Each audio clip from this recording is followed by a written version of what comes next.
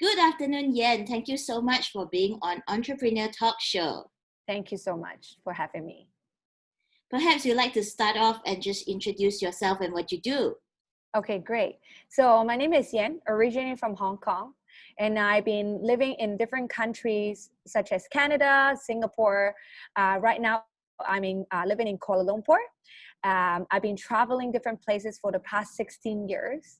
I'm also a mom, a lifestyle coach, an entrepreneur, and a co-founder of Journey to Be Fit Mom. And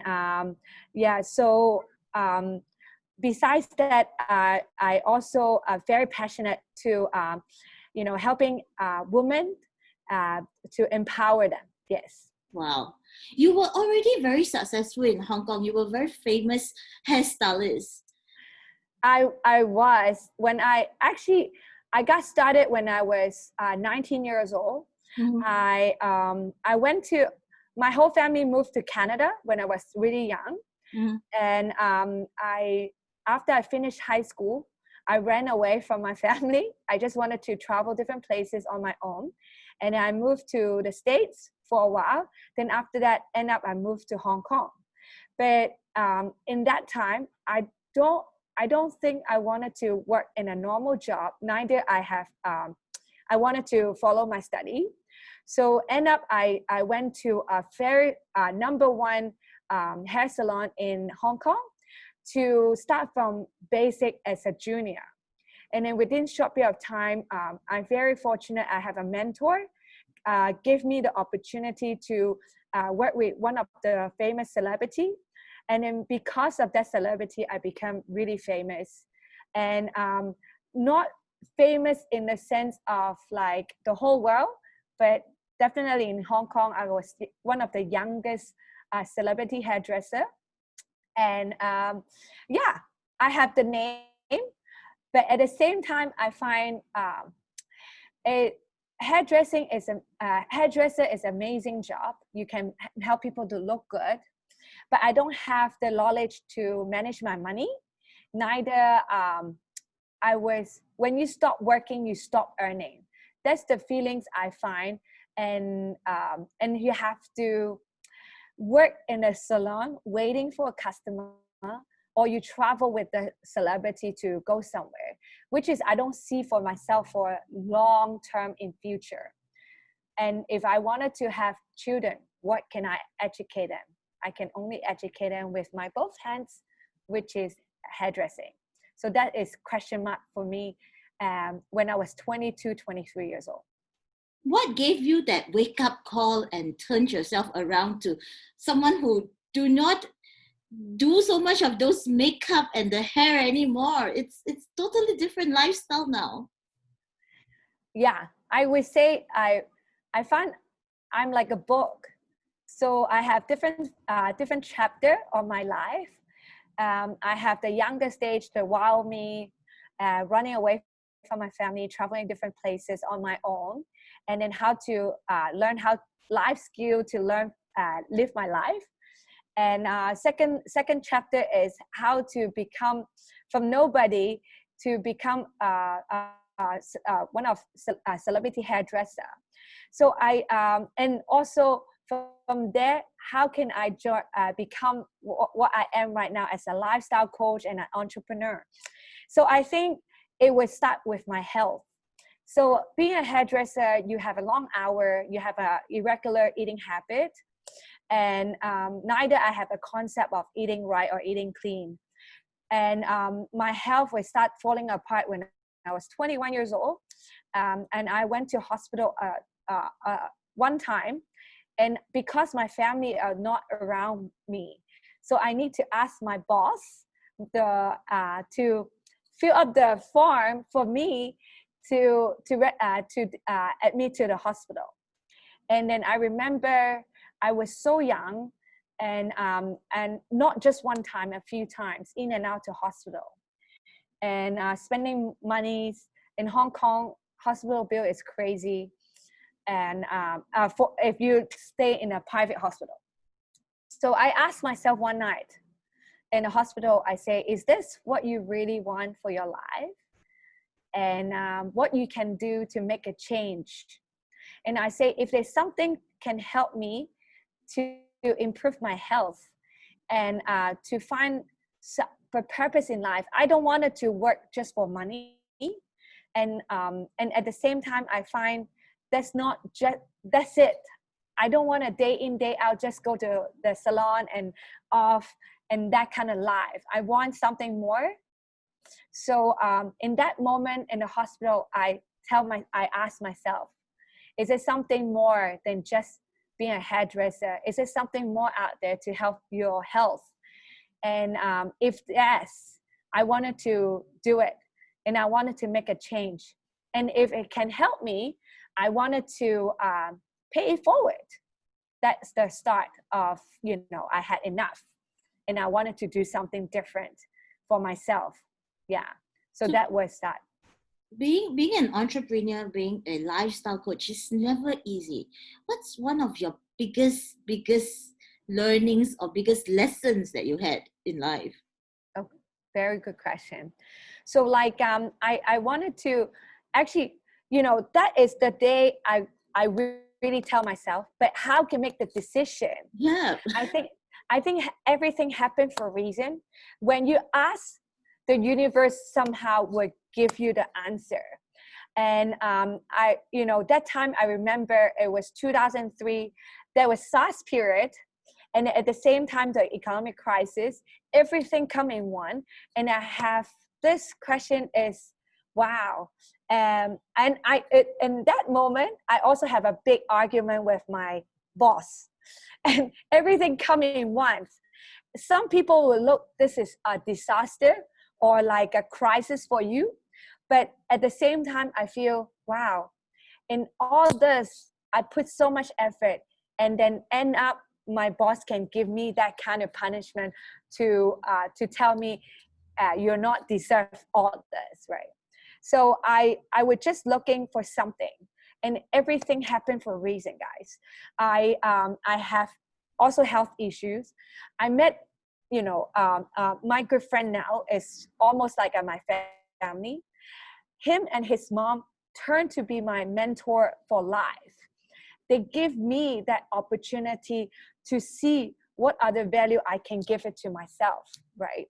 And then if you ask me what other things I do to become an entrepreneur, become a lifestyle coach, I think that is the moment.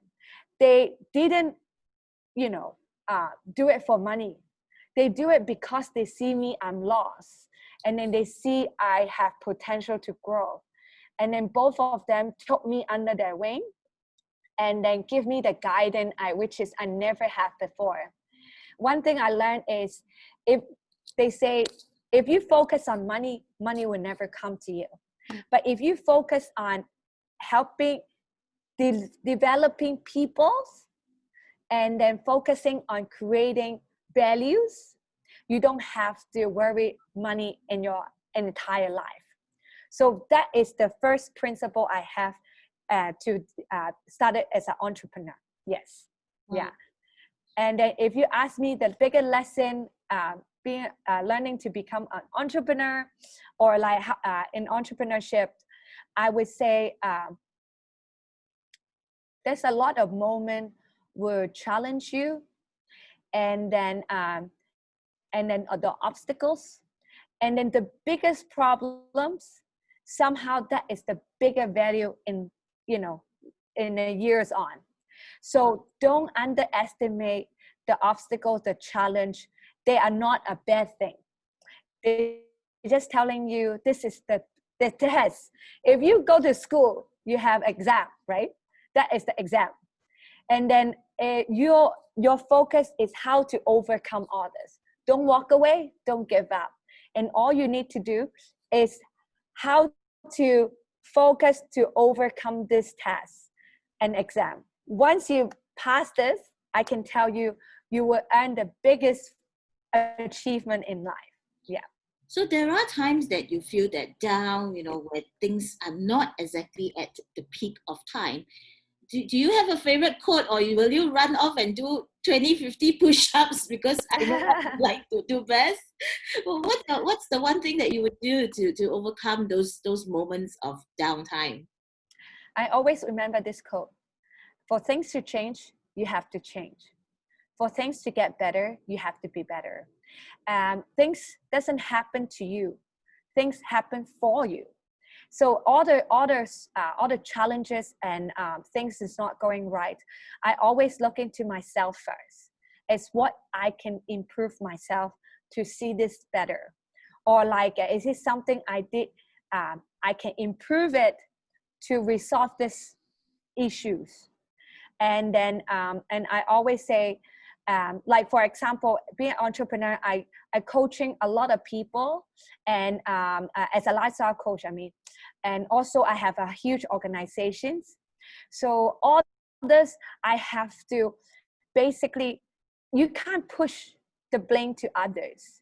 Start from yourself. People look up to you, and then you can't say things easily just because you want it. So you have to think this through.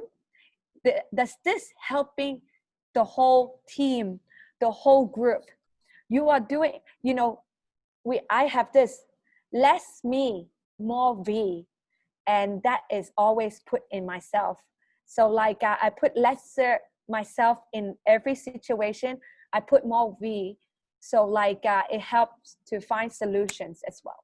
Yes. I think that's a great lesson for a lot of people to learn, because a lot of times we would want our own personal recognition, and True. to step Yeah. aside and let the bigger to win the bigger game and a bigger war. That's really powerful. I always ask what my mentor told me once. When you get enough people recognition, you create more for others, your recognition will naturally come. Yep. And then you don't have to focus on that anymore because you feel so good. And then what you have done for others, and then it become your pride, you see. So that is the most rewarding. Yes. Yes, just like as rewarding as I am having now to take this chance to talk to you. I'm not going to let you go yet. I've got one more question for you. Do you have a favorite book to recommend to a lot of us here? Recently, there's a few books I really like it. One recently I'm reading right now is called Change Your Mindset, Change Your Life by Garen Jones. And then another one I read it a few years back is Live Without a Title. That is a very, very good book. You know, the monk who sold the Ferrari. Yes. I really like that too. And then the other one is Steve Jobs. That book is also inspired me a lot. And I realized most of the entrepreneur or like they make a big impact in people's life or leave a legacy. They have a few things in common, which is I find it fascinating. They have the enthusiasm in everything they do. They don't mind to do more first without asking for return. Yes. Yeah. And the third is they always have a vision. They are visionary people, and their vision is much more than just for themselves. Rather, they wanted to do it for others. All this are the things I get it from all this amazing entrepreneur. Yeah. Thank you so much for your sharing. Thank you so much. That can bring you on to Entrepreneur Talk Show once again in the next session, perhaps. Thank you for having me, Andrea. I really appreciate. Thank you. Have a good day. Thank you. Take care. Bye-bye. Bye.